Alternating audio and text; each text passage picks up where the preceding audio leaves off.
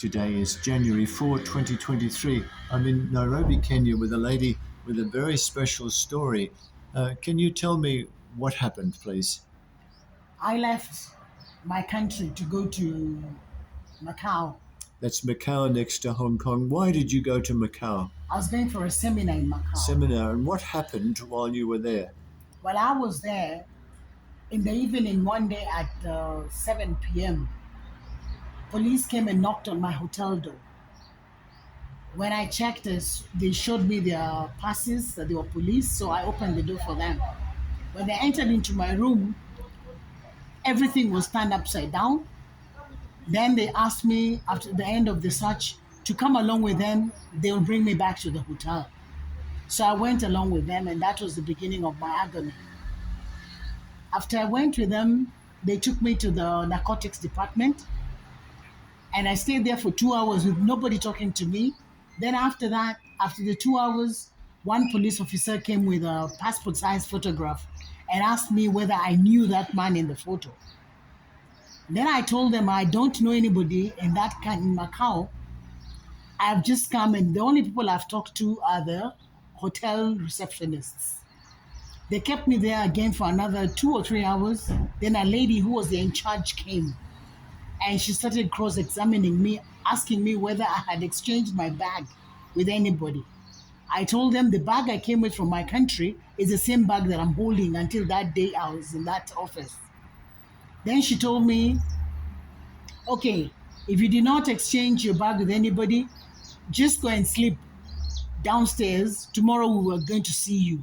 I never saw her. Instead, the next day, I was taken for a photo session with a man that was appearing in the photo. And then before me were drugs. But then I did not know they were drugs. I thought they were just some things bundled up. After that, after the photo session, I was taken to a court, a semi-court. In the semi-court is where the judge asked me, did you traffic drugs to Macau? I told the judge, I don't do drugs. I came here for a seminar, and I don't even understand what I'm doing in this court before you. Then she told me, you will go to prison. You'll be proven everybody is guilty until proven innocent. So after the court session, some guards came, prison guards came, and I was taken to the prison there in Macau. After 7 months, I went to court and I pleaded innocent. But they told me because I pleaded innocent, I'll be given a sentence of 11 years.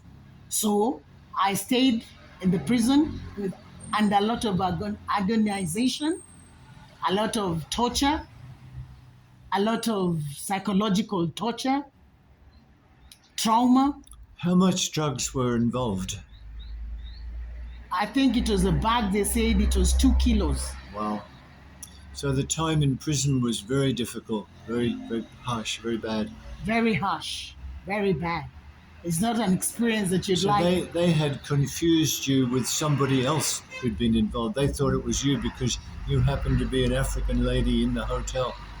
Yes, And you had no way of proving your innocence.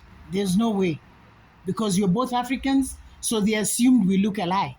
And how long did you spend in prison? 8.5 years. Wow. And how did you pass the time? What did you do? There's a father called Father John who came by. He's in Hong Kong. He's an obsolete father from Hong Kong who were given his contacts by some ladies from my country who were in Hong Kong prison.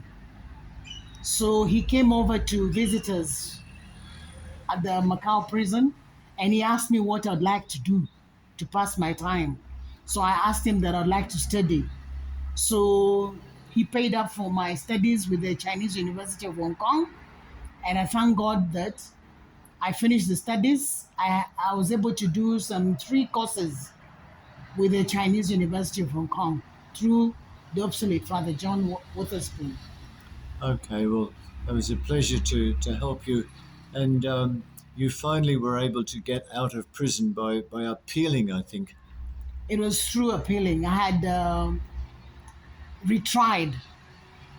I had retried my sentence. Right. So I came out of prison because of that, the trial.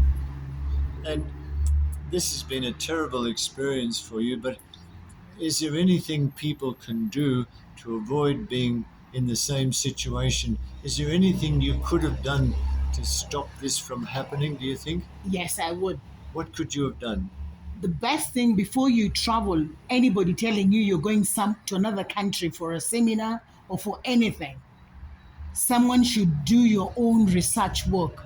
Google and find out about that country, about that seminar, find out whether it's true or false.